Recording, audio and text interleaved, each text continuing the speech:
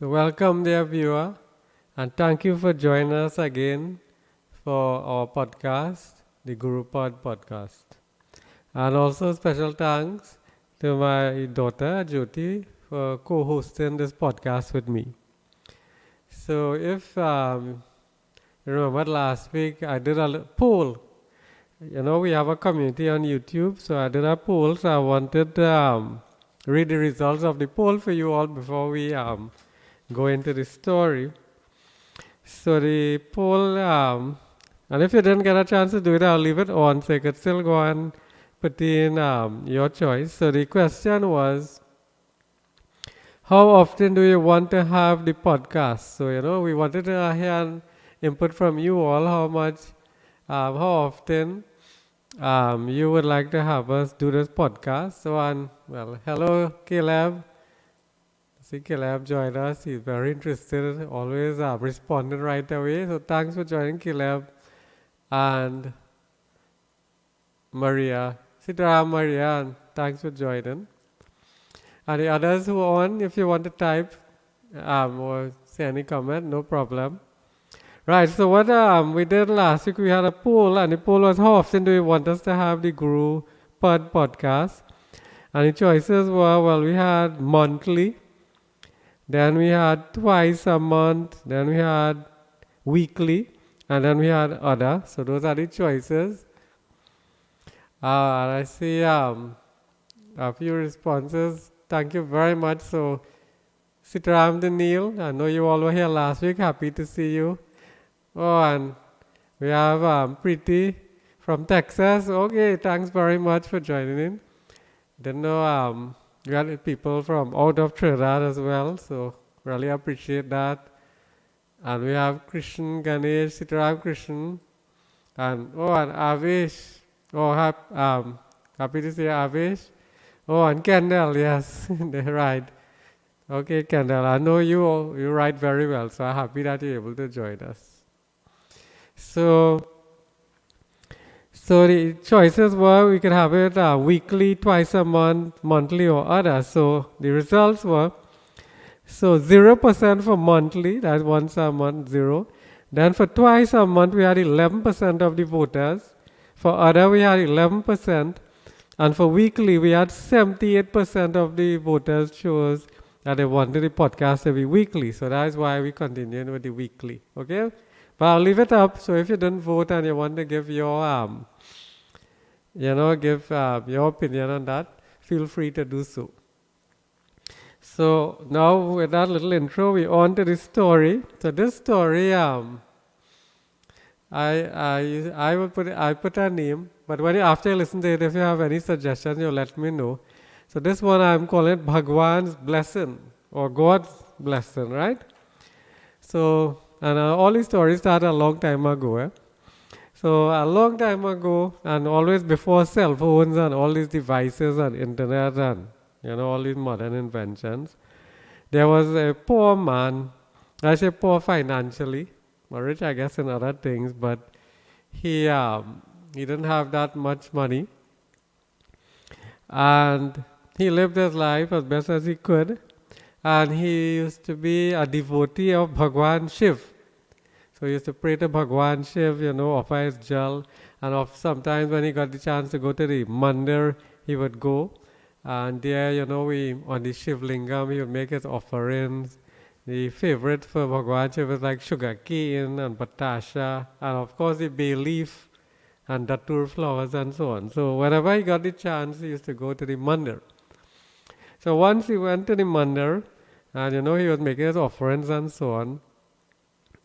And in most mandirs they have a bell, right? But the bell is a huge bell hanging sometimes from the ceiling, a long chain, and people ring the bell, when they go to the mandir or in the mandir and so on.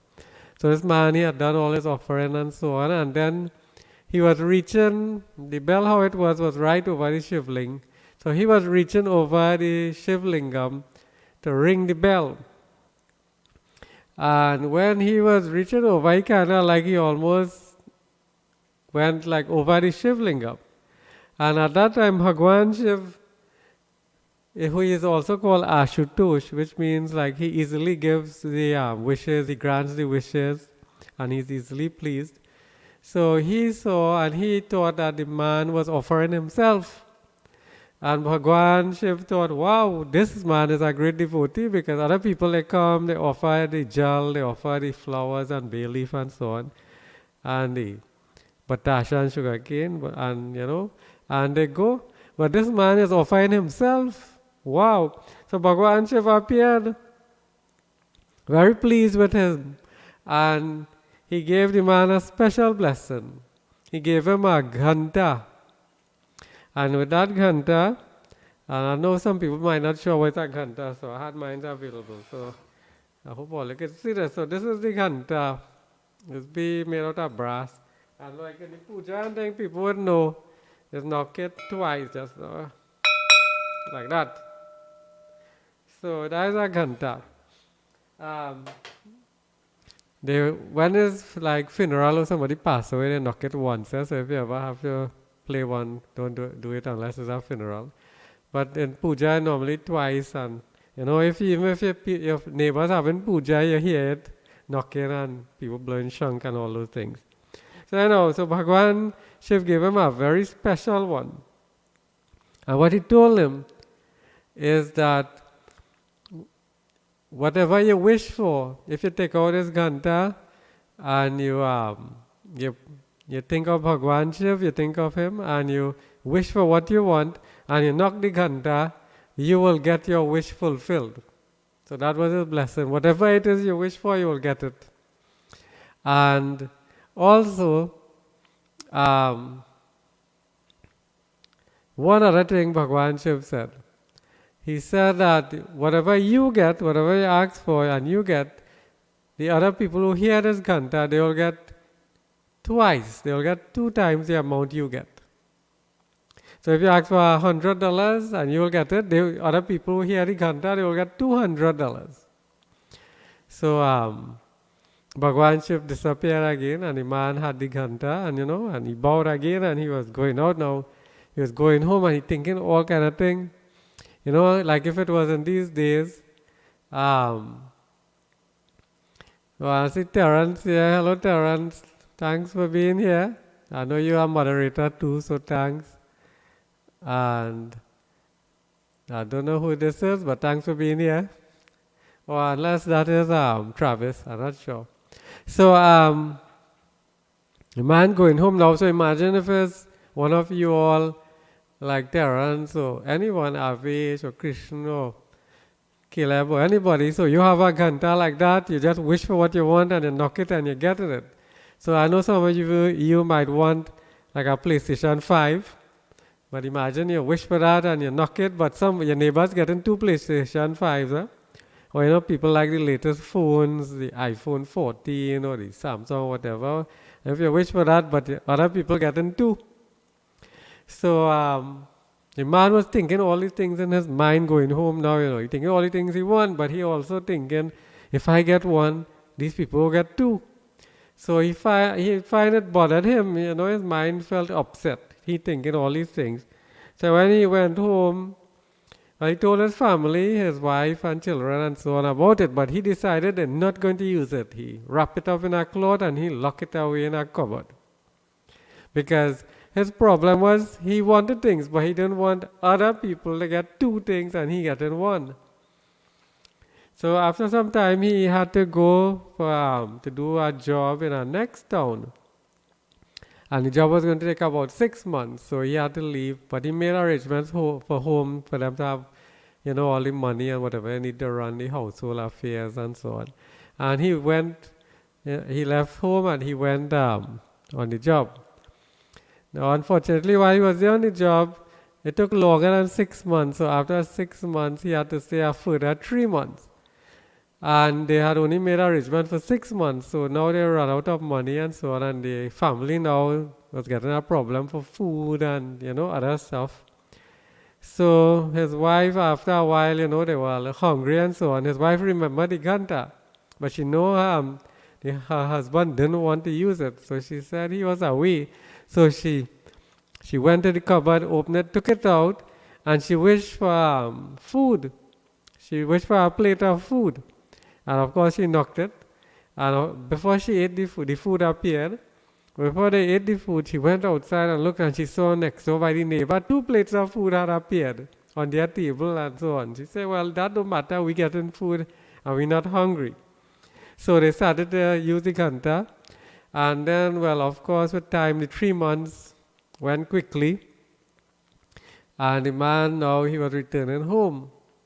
So as he was coming to his village where he was living, and he coming to where he used to live, in the trace or the road he used to live, as he was going, he noticed some strange things. He saw that some people had 2 swimming pools, some people had 2 cars, they had 2 vehicles, they had 2. He noticing people having 2 of everything, and then he said, "Wait a minute!" So he ran home quickly. He realized what was happening, that they were using the ghanta. So he ran home, and of course, well, everybody around their house had 2 of everything, and he had 1, and he was really, really mad. So he ran and got the ghanta from the cupboard, and he ran out. And the first thing he wished for, he said he wished to Bhagwan Shiv that he would only have 1 eye. And he knocked the ghanta hard, so all the people go hear it. Of course, when he had he would lose 1 eye. So when he lost 1 eye, he only had 1 eye. And of course, you know what happened? All the people around who heard the ghanta, they lost 2 eyes. So they were blind. And then he said he wished that he would have a huge hole in front of the house, about 20 feet wide and 100 feet deep. And he knocked that hard again, and of course, you know what happened there? Everybody else got 2 holes that were very deep and very wide, and when people were blind and they didn't know it had holes, and people fell in the hole and all sorts of things. So in that story, it was a little sad because of the actions of this man, a lot of people suffered. So, well, this is a fiction, it's not real, it's just a story, but in it we have a little lesson or a little moral. So I'll hand over now to my co-host, Jyoti, to give her reactions on the story. Namaste, Sitaram, everyone. I still remember the first time I heard this story from my Guruji, and remember feeling so appalled because it was like from one extreme to the next. That if you gain something, the people around you will gain twice as much. And then all of a sudden, he wanted to spite everybody and he took away, so they lost twice as much. And I think the main takeaway is that you shouldn't concern yourself with what other people have and don't have. And it shouldn't be a problem to want others to prosper. And yeah, so if you have something and you're able to help others and they end up prospering twice as much, that's okay. That's a good thing. You should be happy for them just as you would be happy for yourself. And but you should not look at what others have and think, oh gosh, I have this, but they have more. I don't want them to have that much. They shouldn't have that much, you know? So I think it's all about, you know, not being concerned with what other people have and also being content with what you have and not being, not wanting to spite and not wanting to envy either. That's what I took away from this. So thank you very much, Jyoti. A very good analysis of the story. And if anybody wants to make any comment, they are welcome to do so. And I see Neil, he has written, yes, that man was very selfish, because the problem is that of also of jealousy. You're jealous of others, you don't want them to have, and you're only thinking about yourself. You prefer you have, if nothing, if other people, if other people have to get. So we have to, and one of the secrets, the biggest dharma, or the biggest good thing you could do, is consider to seek the welfare of others. So always try. Now you have to take care of yourself and so on, but if it's possible, try to help other people as well. So I think we have come to the end of another episode. And we have reached around the 15-minute mark. So thank you all. Thank you, Jyoti, for being here. And thanks everyone for tuning in. And remember, if you want, you can still give your opinion in the poll. And we'll continue next week, Thursday at 7 p.m. So all the best. Jai Sitaram. And see you soon. So I'll end it now.